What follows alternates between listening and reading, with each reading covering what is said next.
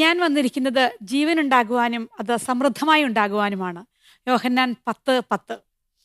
Goodness ടിവിയുടെ gift of ഗോഡിന്റെ ഈ എപ്പിസോഡിലേക്ക് എല്ലാ പ്രേക്ഷകർക്കും ഏറ്റവും ഹൃദ്യമായ സ്വാഗതം. ഇന്നത്തെ എപ്പിസോഡിൽ അതിഥികളായി എത്തുന്നത് കോതമംഗലം രൂപതയിലെ നെല്ലിമറ്റം ഇടവകയിലെ ബിജു ലിജോ ദമ്പതികളും അവരുടെ 5 കുട്ടികളുമാണ്.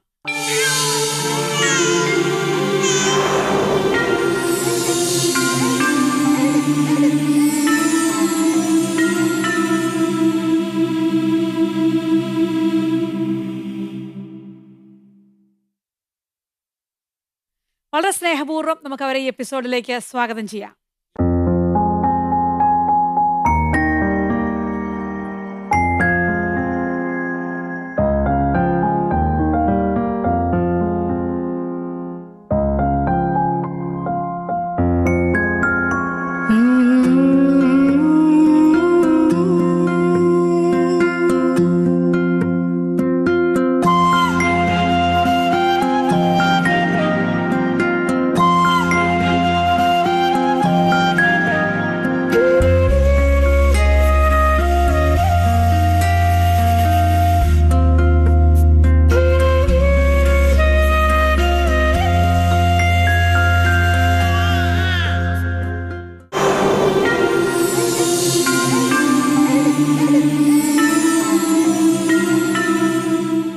വിശ്വമിശിഹായ്ക്ക് സ്തുതിയായിരിക്കട്ടെ.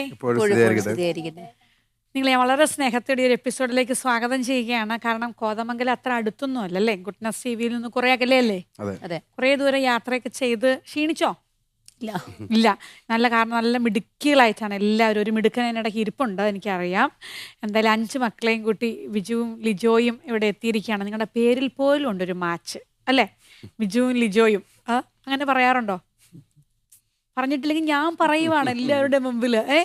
അത് പേരിൽ തന്നെ ഒരു ശരിക്കും പറഞ്ഞാൽ ബ്രദർ ആൻഡ് സിസ്റ്റർ പോലെയാണ്. ബിജു ലിജു അങ്ങനെയൊക്കെ പേരിടുന്നവരില്ലേ പണ്ട്. അപ്പോൾ എന്തായാലും ഒത്തിരി സന്തോഷം. നിങ്ങളെ പ്രത്യേകം ഒരിക്കൽ കൂടി സ്നേഹപൂർവ്വം ഈ ഒരു എപ്പിസോഡിലേക്ക് ക്ഷണിക്കുന്നു. ഒത്തിരി വിശേഷങ്ങളൊക്കെ നമുക്ക് പറയണം. അപ്പോൾ നമുക്കൊന്ന് പരിചയപ്പെടാം. അപ്പോൾ ആദ്യമേ ബിജു ഒന്ന് പരിചയപ്പെടുത്തണം. കോതമംഗലത്തിനടുത്ത് നെല്ലിമറ്റം ഇടവകയിൽ എന്ന് വരുന്നത്. എന്താ ചെയ്യുന്നതെന്നൊക്കെ പറയാം നമുക്ക്. ഞാൻ ലോട്ടറി ഫീൽഡിലായിരുന്നു ഒരു 20 വർഷമായിട്ട്. ഇപ്പോൾ എനിക്ക് തോന്നി അത് ശരിയായൊരു കാഴ്ചപ്പാടല്ലെന്ന് പറഞ്ഞിട്ട് ആ ഫീൽഡ് പയ്യെ വിട്ട് ഇപ്പോൾ പുതിയ പരിപാടിയിലേക്ക് കടന്നിട്ടില്ല. വെയിറ്റിംഗാണ്. അതിന് മുമ്പുള്ള ഒരു തീരുമാനം ഇവിടെ നിന്നുണ്ടാവട്ടെ എന്ന് ഞാൻ പ്രാർത്ഥിക്കുകയാണ് കേട്ടോ. ഈ ഒരു എപ്പിസോഡ് കഴിയുമ്പോൾ ഒരു നല്ലൊരു തീരുമാനം എടുക്കാനുള്ള കാര്യം ഉണ്ടാവട്ടെ. എന്തു പറ്റി കുഞ്ഞു വാവയ്ക്ക്? എന്തു പറ്റി? നമുക്ക് അമ്മ പരിചയപ്പെടുത്തുന്ന കേക്കട്ടെ കേട്ടോ. ലിജോ ഒന്ന് പരിചയം. എൻ്റെ പേര് ലിജോ. എൻ്റെ സ്വന്തം വീട് തൊടുപുഴയാണ്. പിന്നെ ഹൗസ് വൈഫാണ്, ജോലിയും ചെയ്യുന്നില്ല. ജോലിയൊന്നും ചെയ്യുന്നില്ലെന്ന വാക്കുകൾ ഇവിടെ പറയരുതെന്ന് ഞാൻ എല്ലാവരോടും പറയും. ജോലിയേ ചെയ്യുന്നുള്ളൂ. രാവിലെ എത്ര മണിക്ക് എഴുന്നേക്കുന്നത്? 4 മണിക്ക്. എന്നിട്ടാണ് ജോലിയൊന്നും ഇല്ലെന്ന്. 4 അത് കിടക്കുന്നതോ 10-11 വരെ. അത്രയും ലിജോ മിക്കവാറും ജോലി ചെയ്യുന്നുണ്ടാവില്ല. ശരിക്കും 4 ആദ്യം എഴുന്നേക്കുന്ന അമ്മയാകാനാണ് വഴി അല്ലേ. അപ്പോൾ അത്രയും ജോലി ചെയ്യുന്ന ഒരാൾ എനിക്ക് ജോലിയൊന്നും ഇല്ലേ എന്ന് പറയരുത്. പൈസ കിട്ടുന്നത് മാത്രമല്ലെന്നേ ജോലി, അതൊരു പ്രധാനപ്പെട്ട കാര്യമാണ്. അപ്പം മക്കളെ നമുക്കൊന്ന് പരിചയപ്പെടുത്താം. അവിടെ ഒരു മൈക്കുണ്ട്, അതെടുത്തിട്ട് നിങ്ങൾ ഓരോരുത്തരും എന്താ പഠിക്കുന്നത്, എവിടെയാണെന്നൊക്കെ പറയണം കേട്ടോ. മൂത്തയാളിൽ തുടങ്ങാം. എൻ്റെ പേര് അലീന, ഞാൻ 9ാം ക്ലാസ്സിൽ പഠിക്കുന്നു. ഏത് സ്കൂളിലാ? Saint Augustine girls high school, Kothamangalam. Very good. Saint അഗസ്റ്റിൻസിലാണല്ലേ? എനിക്കറിയാം, എൻ്റെ കുറേ ഫ്രണ്ട്സൊക്കെ ഉണ്ട് അവിടെ. അടുത്ത ആൾക്ക് കൊടുക്കാം. എൻ്റെ പേര് അലോണ, ഞാൻ 7th സെന്റ് അഗസ്റ്റിൻ പഠിക്കുന്നു. ഓക്കെ, 7ാം ക്ലാസ്സിൽ. ഒരാൾ 9ൽ, ഒരാൾ 7ൽ. എൻ്റെ പേര് ആനന്ദൻ, ഞാൻ 2ൽ. വേറെ സ്കൂളിലാണോ? വാരമംഗലം ഗവൺമെന്റ് സ്കൂൾ. ഓക്കെ. പേര് പറ. 4ാമത്തെ ആൾ എന്താണ്? കേട്ടില്ല, ഒന്ന് പറഞ്ഞേ. മൈക്ക് തത്തിന്. അയാൻ ബിജു മിടുക്കൻ. എൻ്റെ വീട്ടിലുണ്ടോ ഒരു അയാൻ ബിജു ആണല്ലേ. എത്ര നഴ്സറി പോകുന്നുണ്ടോ? UKG-യിലാണോ? മിടുക്കനാണല്ലോ. എന്താ ഈ കുഞ്ഞുമാവയുടെ പേര്? ഇളയാളുടെ പേര്? അവളുടെ പേര് അദീന. അദീനയ്ക്ക് എത്ര വയസ്സായി? 2 വയസ്സായി. നമുക്ക് നഴ്സറിയിലൊക്കെ പോണം കേട്ടോ, ചേട്ടന്മാരുടെയും ചേട്ടൻ്റെയും ചേച്ചിമാരുടെയും കൂടെ. ഒന്ന് ചിരിച്ച്, ഒന്ന് ആന്റി നോക്കി ചിരിക്കുന്നേ. കുഞ്ചിച്ചാൻ ടീച്ചർ കുറച്ച് കഴിഞ്ഞേ ചിരിക്കുന്നുള്ളൂ. മിഠായി ഒക്കെ കിട്ടുമ്പോൾ ചിരിക്കും കേട്ടോ. അതാണ്. അപ്പം നിങ്ങളെല്ലാവരും ഒത്തിരി മിടുക്കരാണ്. നിങ്ങളുടെ കോസ്റ്റ്യൂം ഒക്കെ തന്നെ ആൻറ്റിക്ക് ഭയങ്കരമായിട്ട് ഇഷ്ടപ്പെട്ടു. നല്ല രസമുണ്ട്. നമ്മളൊക്കെ മാച്ചിങ് ആയത് എങ്ങനെ ഒത്തു അല്ലേ ശരിക്കും? എല്ലാവരും പിങ്കൊക്കെ ഇട്ട് ഇങ്ങനെയാണോ എല്ലാവരും വീട്ടിലെപ്പോഴും ഒരേ രീതിയിൽ ഇങ്ങനെ അതിന്ന് സ്പെഷ്യൽ ഇത് ആയതുകൊണ്ടാണോ ഇങ്ങനെ കോസ്റ്റ്യൂം ഒക്കെ ഇട്ട് വന്നേ? അല്ല, എപ്പോഴും അങ്ങനെ. ചേച്ചിക്ക് എല്ലാവരും ഒരുപോലെ ഇടണ ഇഷ്ടം. അപ്പൊ ഞങ്ങളൊക്കെ ചേച്ചി ഡ്രസ്സ് വാങ്ങിക്കാൻ പോയി കഴിഞ്ഞാൽ എല്ലാവർക്കും ഒരുപോലത്തെ എടുക്കണം എന്ന് പറഞ്ഞാൽ ആദ്യമേ പറയും. ആണല്ലേ? സാധാരണ പെൺകുട്ടികളൊക്കെ നേരെ തിരിച്ചാ പറയുന്നത്. നമ്മൾ എല്ലാം ഒരുപോലെ വേണം, മേക്കപ്പ് എല്ലാ കാര്യങ്ങളും ഒരുപോലെ വേണമെന്ന് പറയും. അനിയത്തിമാരെ ഒരുപോലെ കൊണ്ടു നടക്കാൻ ഇഷ്ടമുള്ള ഒരാളാണ് ചേച്ചി. അങ്ങനെ അതിനോട് ഭയങ്കര ഇൻട്രസ്റ്റാ. അപ്പൊ അവളാണോ വീട്ടിലെ എല്ലാ കാര്യങ്ങളും ഒരുക്കി കൊണ്ട് നടക്കാനൊക്കെ ഭയങ്കര താല്പര്യമാണ്. ലിജോയ്ക്ക് ഒരു വലിയ ഹെൽപ്പാണോ? ഒരുക്കുന്ന കാര്യത്തിലൊക്കെ ആള് ഹെൽപ്പാണ്. പഠിച്ചോളൂ എല്ലാവരും നന്നായിട്ട്? കുഴപ്പമില്ലാതെ പഠിക്കണ്ടേ എല്ലാവരും? എല്ലാവരും സെന്റ് അഗസ്റ്റിൻസിലെ മിടുക്കരായ കുട്ടികളായിരിക്കും അല്ലേ? ആണ്. എന്തായാലും ഗുഡ്നസ് ടിവി നിങ്ങളുടെ മനോഹരമായിട്ടുള്ള ഒരു പ്രൊഫൈൽ വീഡിയോ തയ്യാറാക്കിയിട്ടുണ്ട്. നമുക്കതൊന്ന് കാണാം. മോണിറ്ററിലേക്ക് ശ്രദ്ധിക്കാം.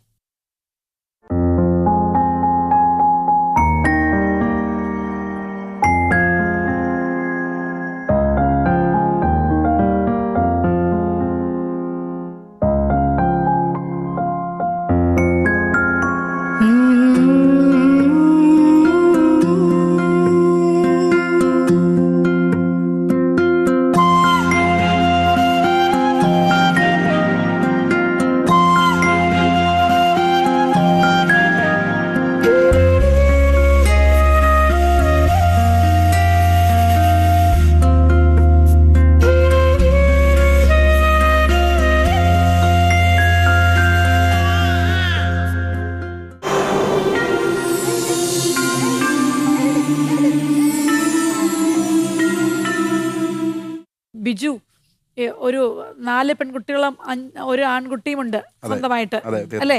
തീർച്ചയായിട്ടും അതൊരു സ്വന്തം, അതൊരു വലിയൊരു ക്രെഡിറ്റോടുകൂടിയല്ലേ പറയുന്നേ? തീർച്ചയായിട്ടും. എന്താ അങ്ങനെ പറയാൻ കാരണം? ഞാൻ ഒരാളെ ഉണ്ടായിരുന്നുള്ളൂ. എൻ്റെ അപ്പച്ചനും അമ്മയ്ക്കും ഒരു മോനെ ഉണ്ടായിരുന്നുള്ളൂ. അപ്പോൾ എനിക്ക് അതിൻ്റെ ഒരു ബുദ്ധിമുട്ടുണ്ടായിരുന്നു. എന്ന് വെച്ചാൽ ഞാൻ ഒരാളല്ലേ ഉള്ളൂ. അപ്പോൾ നമുക്ക് പങ്കുവയ്ക്കാൻ ഷെയർ ചെയ്യാനായിട്ട് ആരെങ്കിലും ഇരിക്കും പറഞ്ഞു.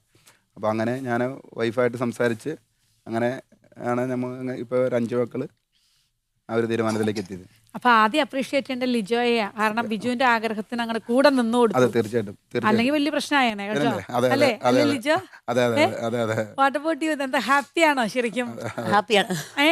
ആദ്യം ചോദിക്കില്ലായിരുന്നോ? എല്ലാരും പെൺകുട്ടികളായതുകൊണ്ട് നിങ്ങൾ ഒരു ആൺകുട്ടിക്ക് വേണ്ടി ട്രൈ ചെയ്താണോ? അങ്ങനെ ചോദ്യം ഉണ്ടായി? ചിലരൊക്കെ ചോദിച്ചിട്ടുണ്ട്. അങ്ങനെ ചിലരൊക്കെ ചോദിച്ചിട്ടുണ്ട്. നമുക്ക് എനിക്ക് പെൺകുട്ടിയുടെ ഇഷ്ടം കൂടുതലായിട്ടും. എന്നുവെച്ചാൽ അവർക്ക് നമ്മുടെ ഇപ്പോൾ ആദ്യ ഖുറാനക്ക് ഡ്രസ്സ് അല്ലെങ്കിൽ ഒരു കല്യാണത്തിന് എന്തെങ്കിലും പരിപാടിക്കൊക്കെ നല്ല ഇതായിട്ട് ഭയങ്കര ഇഷ്ടമാണ്. അതെ തീർച്ചയായിട്ടും. അപ്പൊ എന്തായാലും ദൈവം അനുഗ്രഹിച്ച് 4 പെൺമക്കളെ ദൈവം തന്നിട്ടുണ്ട്. കൂടുതൽ ഒരാളെ കൂടെ തന്നില്ലെങ്കിൽ പിന്നെ അപ്പനൊരു കൂട്ട് വേണ്ടേ? അങ്ങനെ തന്നെ ഉണ്ട്. ഏതായാലും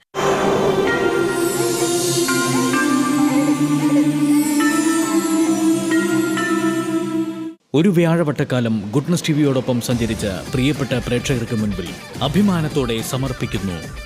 ഗുഡ്നസ് ടിവി ഇനി മുതൽ OTT പ്ലാറ്റ്ഫോമിൽ ലഭ്യമാകുന്നു. OTT പ്ലാറ്റ്ഫോമായ റുക്കു ബോക്സിൽ ഗുഡ്നസ് ടെലിവിഷൻ ലഭ്യമാകുന്നു.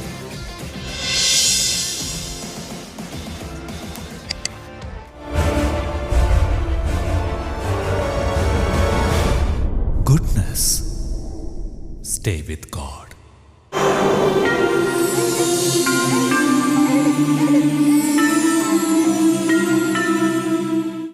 എന്തുകൊണ്ടാണ് ഈ ജോലി ലോട്ടറി എന്നൊക്കെ പറയുമ്പോൾ അതിന്റെ ഹോൾസെയിൽ ഡീലർ? റീറ്റെയിൽ ഉണ്ടായിരുന്നു. എനിക്ക് അറിയാൻ വേണ്ടി ചോദിക്കുക, എന്താ അതിനൊരു പ്രശ്നം? എന്താ ശരിക്കും പ്രശ്നം എന്ന് വെച്ചാൽ എനിക്ക് ഈ ആളുകളുടെ ഒരു എനിക്ക് എൻ്റെ അനുസരിച്ചായിരിക്കും. എന്താണെന്ന് വെച്ചാൽ ആളുകൾക്കെല്ലാം പലരും ബുദ്ധിമുട്ടുകൾ ശരിക്കും പറഞ്ഞു. എല്ലാവരും ഈ ലോട്ടറിയൊക്കെ എടുത്തിട്ട് അവരുടെ കഷ്ടപ്പാട് കൊണ്ടാണ് എടുക്കുന്നത്. പക്ഷേ വൈകുന്നേരം ആകുമ്പോഴേക്കും പ്രൈസ് ഒന്നുമില്ലെങ്കിൽ ആ പാടെ ഒരു ബുദ്ധിമുട്ട്, വിഷമം. ഞാനൊരു 20 വർഷമായിട്ട് ഈ ഫീൽഡിലുള്ള 20 വർഷമായിട്ട്. അപ്പോൾ എനിക്ക് തോന്നി അങ്ങനെ കൊണ്ടുപോയി നടക്കണ ഒരു നല്ലതല്ല. എനിക്ക് സ്വന്തമായിട്ട് തീരുമാനം എടുക്കാൻ എനിക്ക് പറ്റുമല്ലോ, അല്ല മറ്റുള്ള ഒരാളും. ഞാനപ്പോൾ അങ്ങനെ തീരുമാനം എടുത്ത് വേണ്ട. അപ്പോൾ ഞാൻ നമുക്ക് പൈസ തരികയില്ല അങ്ങനെയല്ല മാഡം, ശരിക്കും പറഞ്ഞാൽ പൈസ തരില്ല എന്നുള്ളതല്ല. നമുക്ക് പൈസ ഒക്കെ തരും, നമുക്ക് പൈസ തരാൻ നമ്മൾ കൊടുക്കുന്നില്ലല്ലോ. അതല്ല ഞാൻ പറഞ്ഞു. എന്നുവെച്ചാൽ എടുക്കുന്ന ആളുകൾക്ക് വൈകുന്നേരം ഒക്കെ ആകുമ്പോഴേക്കും പ്രൈസ് ഒന്നുമില്ലെങ്കിൽ ഒരു വിഷമല്ലേ അവർക്ക്, അവരുടെ വിഷമം. എന്നുവെച്ചാൽ കൂടുതൽ ആളുകൾക്കും വിഷമമാണ് ശരിക്കും പറഞ്ഞു. അത് നേരം ആൾക്ക് കുറച്ച് പേർക്കല്ലേ ഇതാകെ സമ്മാനം അടിക്കുള്ളൂ. കുറച്ച് പേർക്കല്ലേ 100 പേർക്ക് 100 പേർക്ക് 10 പേർക്കൊക്കെ അടിച്ചാലേ ഉള്ളൂ. അപ്പോൾ എന്ന് വെച്ചാൽ അങ്ങനെ അപ്പോൾ എനിക്ക് തോന്നി അതൊരു ശരിയായ കാഴ്ചപ്പാടല്ല എന്ന് എൻ്റെ മനസ്സിൽ തോന്നിയത്. എനിക്ക് ഞാൻ സ്വന്തമായിട്ടൊരു തീരുമാനം എടുത്തത്, എന്നെ ആരും പ്രേരിപ്പിച്ചൊന്നല്ല. അപ്പോൾ ഞാൻ ഭാഗ്യപരീക്ഷണത്തിന് ആരെയും അങ്ങനെ വേണ്ട ഇല്ലല്ല. ദൈവത്തിന് എന്നിലെ ഒരു പദ്ധതി ഉണ്ടാവും, അതനുസരിച്ചുള്ള ക്രമപ്പെടുത്തുന്നുള്ളൊരു കാഴ്ചപ്പാടിൽ തന്നെ ഞാൻ നിൽക്കണം എന്തായാലും. അപ്പൊ പെട്ടെന്ന് ജോലി ഇങ്ങനെ ക്വിറ്റ് ചെയ്ത് കഴിഞ്ഞപ്പം ഒരു പ്രതിസന്ധി ഉണ്ടായില്ലേ? കാണൂലോ. അല്ല ചെറുതായിട്ട് നമുക്ക് പ്രതിസന്ധി ഉണ്ടായി. അപ്പോൾ എന്നാന്ന് വെച്ചാൽ നമുക്ക് ഈ കുറേ ആളുകളൊക്കെ പഴയ നമുക്ക് കുറേ പൈസകളൊക്കെ തരാനുള്ളവരുണ്ടായിരുന്നു ശരിക്കും പറഞ്ഞാൽ. അപ്പോൾ അവരൊക്കെ നമ്മൾ ഫോണിൽ കോൺടാക്ട് ചെയ്യുമ്പോൾ കുറേ പൈസകളൊക്കെ നമുക്ക് കിട്ടിയിട്ടുണ്ട്. അതുകൊണ്ട് നമ്മൾ അങ്ങോട്ട് മേക്കപ്പ് ചെയ്തോണ്ട് പിന്നെ ഒത്തിരി പേര് നമുക്ക് സഹായിക്കാമെന്ന് പറഞ്ഞപ്പോൾ നമ്മളിപ്പോൾ ദൈവത്തിൻ്റെ അനുഗ്രഹം കൊണ്ട് കുഴപ്പമില്ലാത്തതുകൊണ്ട് നമ്മളെ സഹായം ഒന്നും മേടിക്കേണ്ട കാര്യമില്ലല്ലോ. അപ്പോൾ ദൈവം നമ്മളുടെ ഒരു ക്രമപ്പെടുത്തും. ദൈവത്തിൻ്റെ ഒരു പദ്ധതി ഉണ്ട്, അതിൻ്റെ ക്രമം എപ്പോഴാണോ അതനുസരിച്ചുള്ള കാര്യങ്ങൾ നടക്കുള്ളൂ. നമ്മുടെ പദ്ധതി അല്ലല്ലോ, ദൈവത്തിന് നമ്മളുടെ ഒരു സമയമുണ്ട്, ആ സമയത്തിനാണ് നമ്മൾ ക്രമപ്പെടുത്തുള്ളൂ. അങ്ങനെ ഒരു വിശ്വാസത്തിലാണ് ഞാൻ നിൽക്കുന്നത്. ഞാൻ പറയും, ഭർത്താവ് ഒരു സുപ്രഭാതത്തിൽ ഇങ്ങനെ ഒരു തീരുമാനം എടുത്ത് ക്വിറ്റ് ചെയ്യുമ്പം വൈഫ് എന്ന നിലയിൽ ലിജോ ശരിക്കും എങ്ങനെ പ്രതികരിച്ചത്? എങ്ങനെ നമ്മൾ ഇനി മുൻപോട്ട് പോകണ്ടേ, അല്ലെങ്കിൽ ഒരു പെട്ടെന്നൊരു ഇല്ല. ഇപ്പം ഞാൻ പറഞ്ഞു, എൻ്റെ അടുത്ത് പറഞ്ഞപ്പോൾ ഞാൻ പറഞ്ഞു നമുക്ക് നിർത്താം, കുഴപ്പമില്ല, വേറെ എന്തെങ്കിലും പരിപാടി നമുക്ക് നോക്കാം എന്ന് പറഞ്ഞു. എന്നിട്ട് ഞങ്ങൾ അവിടെ തന്നെ ആ ലോട്ടറി നടത്തിക്കൊണ്ടിരുന്ന അവിടെ തന്നെ ആ റൂമിൽ തന്നെ ഞങ്ങൾ മറ്റേ ഫ്രൂട്ട്സ് കടയിൽ ഞങ്ങൾ പിന്നെ തുടങ്ങി. 2 മാസം കഴിഞ്ഞപ്പോൾ ഞങ്ങൾ തുടങ്ങി. ഒരു 6 മാസത്തോളം ഞങ്ങൾ ചെയ്തു. പക്ഷേ ഞങ്ങൾ തുടങ്ങിയ സ്ഥലത്ത് എന്ന് വെച്ചാൽ റോഡിൽ പാർക്കിംഗ് സൗകര്യം കുറവായിരുന്നു. തൊട്ടടുത്ത് ഹോസ്പിറ്റലൊക്കെ ഉണ്ട്, ചെയ്യാനൊക്കെ പറ്റും. പക്ഷേ നമുക്ക് പാർക്കിംഗ് സൗകര്യം കുറവായതുകൊണ്ട് കച്ചവടം കുറഞ്ഞു കഴിഞ്ഞപ്പോൾ പിന്നെ ഒരു 6 മാസം ചെയ്ത് കഴിഞ്ഞപ്പോഴത്തേനും ചേട്ടൻ പറഞ്ഞു ഇത് കച്ചവടം കുറവായി വരുവാണ്, അപ്പം നമ്മളിന്നെ ചെയ്യേണ്ടത്. കാരണം കടം വാങ്ങി ചെയ്യുന്ന ഒരു പരിപാടിയില്ല ചേട്ടന്. 1 രൂപ പോലും ആരുടെ കയ്യിൽ നിന്ന് വായ്പ വാങ്ങരുന്ന ഒരു താല്പര്യമുള്ള ആളാണ്. ഇല്ലെങ്കിലും ഇല്ലാത്ത രീതിയിൽ ഇരിക്കുള്ളൂ, ആരോടും ഒന്നും വാങ്ങിക്കില്ല, ഇല്ലാന്ന് ആരോടും പറയത്തുമില്ല, വേറെ ആരോടും എനിക്കില്ല എന്ന് പറയുന്ന സ്വഭാവമില്ല ചേട്ടന്. അപ്പം ചേട്ടൻ ഇങ്ങനെ പറഞ്ഞു നിർത്താം. അപ്പം ഞാൻ പറഞ്ഞു ചേട്ടനത് നിർത്തുന്നത് നല്ല രീതിയിൽ തോന്നുവാണെങ്കിൽ നിർത്തിക്കോ, കുഴപ്പമില്ല, നമ്മളെപ്പോഴും എല്ലാത്തിനും സപ്പോർട്ടാണ് എല്ലാം അങ്ങനെ പറഞ്ഞു. അത് കഴിഞ്ഞിട്ട് നമ്മളിങ്ങനെ പറഞ്ഞ സമയത്ത് കട കൊടുക്കുകയാണെന്നിങ്ങനെ നമ്മൾ പറഞ്ഞു കഴിഞ്ഞപ്പോൾ 1-2 പേര് വന്ന് നോക്കി. അപ്പം നമ്മൾ കടയിൽ കുറേ ഫർണിഷിങ് പരിപാടി നടത്തിയായിരുന്നു. അപ്പം അതിനുള്ള പൈസ നമ്മുടെ കയ്യിൽ ചിലവായി, കുറേ പൈസ ചിലവായി. അപ്പം അത് നമുക്ക് കിട്ടിയാലല്ലേ നമുക്ക് കൊടുക്കാൻ പറ്റുള്ളൂ. അപ്പം അങ്ങനെ ഞാൻ പറഞ്ഞു വെയിറ്റ് ചെയ്യാം, അല്ലെങ്കിൽ വന്നില്ലെങ്കിൽ നമുക്ക് കൊടുക്കണ്ട, ഇച്ചിരി ലാഭം കുറവായിക്കോട്ടെ, കുഴപ്പമില്ല, ചിലപ്പോൾ നമുക്ക് ദൈവം ഒരു കുറച്ച് നാൾ കഴിയുമ്പോൾ ഉയർത്തിക്കൊണ്ട് വരും. എല്ലാ ബിസിനസ്സുകളും അങ്ങനെയാണ്. അങ്ങനെ പ്രതീക്ഷ ഞാനിങ്ങനെ ചേട്ടൻ വിഷമിക്കണ്ട, നമുക്ക് ശരിയായി വരും എന്ന് പറഞ്ഞിങ്ങനെ പറഞ്ഞിരുന്നു. കുറച്ച് കഴിഞ്ഞപ്പം ഒരാൾ വന്നു, നമ്മളെ ചിലവായ അതേ പൈസ അതേപടി നമുക്ക് തിരിച്ചു റിട്ടേൺ തരാം, നമ്മൾ വാങ്ങിച്ച എല്ലാ സാധനങ്ങളും അവരെടുത്തോളാം എന്ന് പറഞ്ഞ ഒരാൾ വന്നപ്പോൾ ഞാൻ പറഞ്ഞു ചേട്ടാ ഇപ്പൊ കൊടുക്കാൻ സമയമായി, ഇപ്പൊ സമയമായി, കൊടുത്തോ, കാരണം നമുക്കൊരു നഷ്ടമില്ലല്ലോ. തീർച്ചയായിട്ടും. അങ്ങനെ ആ സമയത്ത് തന്നെ അപ്പം തന്നെ ഒരു ദിവസം വൈകിട്ട് ഒരു 8 മണി വന്നു, അപ്പം തന്നെ ഫിക്സ് ചെയ്തു കൊടുക്കാൻ. എനിക്ക് ഈ ലിജോ ഇത്ര കാര്യമായിട്ട് നറേറ്റ് ചെയ്തത് പറയുമ്പോൾ എനിക്ക് ഒരു കാര്യം എനിക്ക് ഏറ്റവും ഇഷ്ടപ്പെട്ടത്, നമ്മൾ എന്തിനും സപ്പോർട്ടാണ്, എങ്ങനെ വെള്ളം നിൽക്കാം, ഞാൻ കൂടെയുണ്ട്. അതല്ലേ ശരിക്കും ബിജുവിന്റെ ഏറ്റവും വലിയ ബലം? തീർച്ചയായിട്ടും അല്ലേ? അത് വലിയൊരു ബലമാണ് ശരിക്കും. എന്ത് ചെയ്താലും അങ്ങനെ ഞാൻ കൂടെയുണ്ട്, ഞാൻ സപ്പോർട്ടാണെന്ന് പറയുന്ന ഒരാളെ കിട്ടുക എന്ന് പറയുന്നത്. അമ്മ ഇങ്ങനെ ഭയങ്കര സ്മാർട്ടല്ലേ? കണ്ടോ അവരുടെ വാക്കുകളിൽ നിന്ന് തന്നെ ഉണ്ട് കേട്ടോ, അമ്മ ഭയങ്കര മിടുക്കിയാണെന്നുള്ളത്. നിങ്ങളുടെ ഒരു റോൾ മോഡലാണോ? ഭയങ്കര ഫ്രീഡമാണ്. സാധാരണ പറയുന്നത് പെൺപിള്ളേരല്ലേ, പോകണ്ട, എടുക്കണ്ട, അങ്ങനെയുള്ള യാതൊന്നുമില്ല. വീട്ടിൽ നിന്ന് എല്ലാത്തിനും ഭയങ്കര പ്രോത്സാഹനം, എല്ലാം ചെയ്യണം. അതൊക്കെ അമ്മയാണോ? എന്തൊക്കെയാ സ്കൂളിൽ ചെയ്യുന്നേ? എന്തൊക്കെ ആക്ടിവിറ്റീസിലൊക്കെ ഉണ്ട് നിങ്ങളൊക്കെ? ഡാൻസ് കളിക്കാൻ, പിന്നെ അവിടെ മറന്നുപോയില്ല, ഇവരെന്തൊക്കെയാ ചെയ്യുന്നത് ശരിക്കും? പറ. അവിടെ ഒരാളോട് കൈ പൊക്കി നിൽക്കുന്നു, അന്നന്നെയൊക്കെ. ഡാൻസ് കളിക്കാനും പാട്ട് പാടും, ഡാൻസ് കളിക്കും. പിന്നെ ഇവിടെ ഞാൻ ഡാൻസ് കളിക്കും, പാട്ട് പാടും, ക്വിസിലൊക്കെ പങ്കെടുക്കാറുണ്ട്. എല്ലാത്തിലും വളരെ ആക്റ്റീവായിട്ട്, എല്ലാ മത്സരത്തിലും ആക്റ്റീവായിട്ട് പങ്കെടുക്കും. ആണല്ലേ? സമ്മാനം കിട്ടുക നമ്മുടെ പ്രശ്നമല്ല. സമ്മാനം കിട്ടിയില്ല പ്രശ്നമല്ല, ഞങ്ങൾ അതിൽ സംബന്ധിക്കാന്നാണ് ഞങ്ങൾ. ഏത് ഐറ്റം ഉണ്ടെങ്കിലും ഞങ്ങൾ ചെയ്തു തരും. ഞങ്ങൾ പറയും ഇത്തവണ ഉപജില്ലാ മത്സരത്തില് എന്നിട്ടാണോ ഞങ്ങൾ മത്സരത്തിലാണ് എല്ലാ മത്സരത്തിൽ പങ്കെടുക്കും. അപ്പൊ ചില സമയത്ത് മത്സരത്തിൽ പങ്കെടുക്കുമ്പോൾ നമുക്ക് അത് അറ്റൻഡ് ചെയ്യാൻ പറ്റില്ല, കാരണം ഒരേ സമയത്ത് തന്നെ ആയിരിക്കും പല പ്രോഗ്രാംസ് തന്നെ. അപ്പൊ ഞാൻ പറയും എങ്ങനെയായാലും കുഴപ്പമില്ല. അപ്പൊ പറയും എല്ലാം പഠിച്ചിട്ട് പോയാലല്ലേ ചെയ്യാൻ പറ്റുള്ളൂ. ഞാൻ പറയും സമ്മാനം കിട്ടിയില്ലേ കുഴപ്പമില്ല, നമ്മളവിടെ പ്രസന്റ് ചെയ്യുക എന്നുള്ള പ്രധാനം. സമ്മാനം കിട്ടുന്നത് വേറെ, രണ്ടാമത്തെ കാര്യമില്ലേ. സമ്മാനം കിട്ടില്ല വേണ്ട, നമുക്ക് എന്തെങ്കിലും ഒരു സമയത്ത് സമ്മാനം കിട്ടുമല്ലോ. നമ്മൾ ചെല്ലുമ്പോൾ തന്നെ നമുക്ക് ഫസ്റ്റ് കിട്ടണം, സെക്കൻഡ് നമ്മൾ ആഗ്രഹിക്കാൻ പാടില്ല. നമ്മുടെ സമയം എത്തുമ്പോൾ നമുക്ക് കിട്ടും, നമ്മൾ വെയിറ്റ് ചെയ്യണം, നമ്മൾ കൂടുക എന്നുള്ളത് മാത്രമേ ഉള്ളൂ. പിന്നെ എല്ലാ പരിപാടിക്കും പോയി ഇവർ രണ്ടുപേരാണ് ഏറ്റവും കൂടുതൽ ഐറ്റംസിന് പങ്കെടുക്കുക. അവള് ഡാൻസ് കാര്യങ്ങളൊക്കെ എപ്പോഴും ഡാൻസിനോട് താല്പര്യം. ഇപ്പൊ എനിക്കൊരു കാര്യം മനസ്സിലാവും എന്തുകൊണ്ട് ഇങ്ങനെ പങ്കെടുക്കുന്നത്. അമ്മയുടെ ആ പോസിറ്റീവ് എനർജി എത്ര ഭയങ്കരമാണ്. ഇത് ഇവിടെ ഇരിക്കുമ്പോൾ തന്നെ നമുക്ക് മനസ്സിലാവുന്നുണ്ട് കേട്ടോ.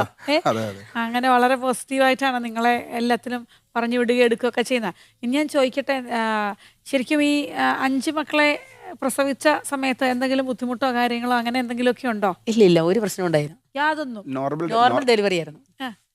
സാധാരണ ഗതിയിൽ ഈ 5 മക്കളൊക്കെ ഉണ്ടായി കഴിയുമ്പോൾ ഞങ്ങളെപ്പോലുള്ളവരെ കണ്ടോ കുറച്ച് വണ്ണമൊക്കെ വെച്ച് തടിച്ച് വീർത്ത് അങ്ങനെ എനിക്ക് അങ്ങനെ പ്രശ്നം ഉണ്ടായില്ല. ഞാൻ ഹോസ്പിറ്റലിലേക്ക് അഡ്മിറ്റ് ആകാൻ പോകുന്നോടം വരെ അതിന് തൊട്ട് മുന്നേ വരെ ജോലി ചെയ്ത് എല്ലാം ഓടുന്നത് ചെയ്തിട്ട് പോകണമായിരുന്നു. എനിക്ക് യാതൊരു കുഴപ്പമൊന്നും ഉണ്ടായിട്ടില്ല. എക്സ്ട്രാ എനിക്ക് ഒരു പഴയ നൂറ്റാണ്ടിലെ ഒരു അമ്മച്ചിമാരുടെ ഒരു പാറ്റേൺ കറക്റ്റ് ആയിട്ട് ഫോളോ അങ്ങനെ പറയൂല്ലോ. അങ്ങനെ നമ്മൾ ജോലി ചെയ്യാതിരിക്കുമ്പോൾ കൂടുതൽ റിസ്ക് എന്ന് പറയും. നമ്മൾ അങ്ങനെയല്ല, ഞാൻ എല്ലാ പരിപാടികളും ചെയ്യുമായിരുന്നു. എനിക്ക് അങ്ങനെ ഒരു ബുദ്ധിമുട്ട് അങ്ങനെ ഇല്ല. എല്ലാവരും പറയും 3 മാസം കഴിയുമ്പോഴത്തേനും ഛർദി, അങ്ങനെ എനിക്ക് അങ്ങനെ ഒരു പ്രശ്നങ്ങളും ഉണ്ടായിട്ടില്ല. ദൈവം അങ്ങനെ ഭയങ്കര ഒരു എല്ലാ 2 ദിവസം കഴിയുമ്പോഴത്തേനും ഹോസ്പിറ്റൽ ഡിസ്ചാർജ് ചെയ്ത് വീട്ടിൽ വരും. ഒരു കുഴപ്പമുണ്ടായിട്ടില്ല. അപ്പൊ ടൺ കണക്കിന് എനർജി ഉള്ള ഒരാളുടെ കൂടെയാണ് ശരിക്കും കൂടുന്നത്. ബിജു, നിങ്ങളുടെ ഒരു കുടുംബത്തെ പറ്റി ശരിക്കും നെല്ലിമറ്റത്ത് ചോദിച്ചാൽ എന്തായിരിക്കും പറയുക? നല്ല അഭിപ്രായമായിരിക്കും പറയാം. നല്ല അഭിപ്രായം തന്നെയല്ലേ, എന്തായാലും സ്പെഷ്യലായിട്ട് പറയുക. അല്ല, എന്നോട് സ്പെഷ്യലായിട്ട് ചോദിച്ചാൽ നമ്മൾക്ക് ഒരു ആത്മീയമായ ഒരു കൊട്ടായ രീതിയിലാണ് നമ്മൾ എടുക്കുന്നത്. നമ്മുടെ വീട്ടിൽ 8 മണിയാകുമ്പോൾ കൃത്യമായിട്ട് പ്രാർത്ഥന, അങ്ങനെ ഒരു കാര്യം. പിന്നെ എല്ലാ ദിവസവും ദിവ്യവേലിയിൽ പങ്കെടുക്കുക. എല്ലാ ദിവസവും പോകും എല്ലാവരും. എല്ലാ ദിവസവും പോകും. പിള്ളേർ മക്കള് എല്ലാ ദിവസവും പോകാൻ പറ്റില്ല. കാരണം ഞങ്ങള് പഠിക്കുന്നല്ലേ കുറച്ച്. അതുകൊണ്ടല്ല, 7:30 ആകുമ്പോഴത്തേനും ക്ലാസ്സിൽ പോകണം. മൂത്തവർക്ക് പോകണം, ഇവക്കും പോകണം. അന്നേരം പിന്നെ പള്ളിയിൽ കഴിഞ്ഞ് വരുമ്പോഴത്തേനും ഒരു 7:15 പിന്നെ ഭക്ഷണം കഴിച്ച് ഒരുങ്ങി പോകാനുള്ള സമയമില്ല. എനിക്കത് മനസ്സിലാകുന്നുണ്ട്. അതുകൊണ്ടാണ് അവർ പിന്നെ വെക്കേഷൻ ക്ലാസ്സിലെ സമയത്ത് ഹോളിഡേയ്സ് ഒക്കെ നിർബന്ധമായും പള്ളിയിലും. സൺഡേ സ്കൂളിലാണെങ്കിൽ എല്ലാ നിത്യാചാരണ 3 പേർക്കും സമ്മാനം കിട്ടിയിട്ടുണ്ട്. സൺഡേ സ്കൂളിലെ കാറ്ററിംഗ്സിന് എല്ലാ ഒരു ദിവസം പോലും ഫുൾ അറ്റൻഡൻസുകാരാണ്. നമ്മൾ ഓർക്കും അതൊരു സാധാരണ ഒരു കാര്യമാണ്. പക്ഷെ ഒരിക്കലും അല്ല, നമുക്ക് ഒരു ദിവസം പോലും മുടങ്ങാതെ സമ്മാനം വാങ്ങിക്കാൻ പറ്റുക. അത് ഒരു ദിവസം എന്തെങ്കിലും എമർജൻസി ആയിട്ട് എവിടെയെങ്കിലും പോകണമെന്ന് വെച്ചാൽ അവർ പറയും സൺഡേ സ്കൂൾ കഴിയാണ്ട് ഞങ്ങൾ വരില്ല, ഞങ്ങൾക്ക് അറ്റൻഡൻസ് ഫുള്ള് വേണം, ഞങ്ങൾ ഇല്ല വരില്ല എന്ന് പറയും. അതല്ലേ ശരിക്കും നിങ്ങൾ ഇന്ന് ഷൂട്ടിന് എത്തുന്ന ദിവസത്തിലും നിങ്ങളുടെ ഒരു വലിയ കൺസേൺ സൺഡേ സ്കൂൾ ആയിരുന്നു. ശരിയല്ലേ? സൺഡേ സ്കൂൾ കട്ട് ചെയ്ത് നിങ്ങൾ ഇവിടെ പോലും എത്തുകയല്ലെന്ന് എനിക്കറിയായിരുന്നു. ഞങ്ങൾ ഒരിടത്തും സൺഡേ സ്കൂൾ വിടുക. അപ്പൊ ഞങ്ങളുടെ ബാക്കിയുള്ള ആൾക്കാരൊക്കെ പറയും, സ്വന്തക്കാരൊക്കെ പറയും, നിങ്ങൾ വേറെ എന്തെങ്കിലും പരിപാടിക്ക് പോകില്ല. ഞങ്ങൾ ഒരു പരിപാടിക്ക്, ചേട്ടൻ അത് പള്ളി കഴിഞ്ഞിട്ടുള്ള പരിപാടികൾ എവിടെയും പോകും, അല്ലാതെ ഒരു പരിപാടി. പിന്നെ അതുപോലെ 8 മണിക്ക് പ്രാർത്ഥനയില്ല. അത് 8 മണി എന്ന് പറഞ്ഞാൽ 1 മിനിറ്റ് വൈകി കഴിഞ്ഞാൽ ചേട്ടൻ അപ്പം ചോദിക്കും ഇന്നിവിടെ പ്രാർത്ഥന ഇല്ലേ, എന്തുകൊണ്ടില്ല. അപ്പം തന്നെ അങ്ങനെ പൊതുവെ വഴക്കൊന്നും പറയുന്ന ആളല്ല, എല്ലാത്തിനും വളരെ കൂളാണ്. പക്ഷെ കുറച്ച് ദേഷ്യം ഉണ്ടെങ്കിൽ എനിക്കേ ഉള്ളൂ. ചേട്ടൻ പക്ഷേ 8 മണിക്ക് പ്രാർത്ഥന ഇല്ലെങ്കിൽ ചേട്ടൻ്റെ സ്വഭാവം മാറും, ചേട്ടൻ ദേഷ്യം വരും. അപ്പോൾ ചേട്ടൻ അതുകൊണ്ട് കൃത്യം ഞങ്ങൾ ക്ലോക്കിൽ നോക്കിയിരിക്കും. 7:30 കഴിഞ്ഞാൽ ക്ലോക്കിൽ നോക്കിയിരിക്കും ഞങ്ങൾ 8 മണി ആയോന്ന്. അല്ലെങ്കിൽ ചേട്ടൻ പറയും പ്രാർത്ഥന ഭയങ്കര നിർബന്ധമാണ്. ശരിക്കും ഇത്രയും സ്ട്രിക്റ്റ് ആയ, അതായത് ഈ സ്ട്രിക്റ്റ് എന്ന് പറഞ്ഞാൽ ഇങ്ങനത്തെ കാര്യങ്ങളിലൊക്കെ പള്ളിയിൽ പോകണം, കാറ്റക്കിസം, കുരിശുവര, ഇതൊക്കെ കുറച്ച് എല്ലാവരും ചെയ്യാറൊക്കെ ഉണ്ട്. പക്ഷെ ഭയങ്കര ഫ്ലെക്സിബിളാണ്, ഒരു കൺവീനിയൻറ്റ് ടൈം ചിലപ്പോൾ മാറി അങ്ങനെയൊക്കെയാണ്. പക്ഷെ ഇത്ര ഷാർപ്പായിട്ട് ഇതിനെയൊക്കെ സമീപിക്കാൻ എന്തെങ്കിലും കാരണമുണ്ടോ? എനിക്കെന്നാന്ന് വെച്ചാൽ എൻ്റെ ജീവിതത്തിൽ അങ്ങനെ ഒത്തിരി അനുഭവങ്ങൾ ഉണ്ടായിട്ടുണ്ടായിരിക്കും. അപ്പോൾ നമ്മളെന്ന് വെച്ചാൽ നമ്മൾ മറ്റുള്ളവരോട് പറയണ വരെയല്ല, നമുക്ക് നമ്മുടെ ജീവിതത്തിൽ അനുഭവമാണുള്ള ഒരു പാഠം ഗുരു എന്ന് പറഞ്ഞവർ. അപ്പോൾ അങ്ങനെ എൻ്റെ ഫാദർ ഒരു മദ്യപാനായിരിക്കും പറയും. എന്നാൽ ഇപ്പോഴും പുള്ളി കഴിച്ചിട്ടുണ്ടായിരിക്കും പറയും.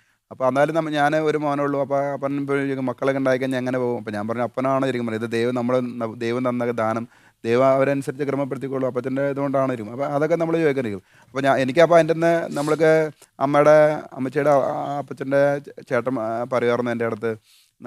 ഞങ്ങൾ ഹൈ റേഞ്ചിലായിരുന്നു ആദ്യം ശരിക്കും പറഞ്ഞാൽ, അടിമാലി എന്ന് പറഞ്ഞ സ്ഥലത്ത്.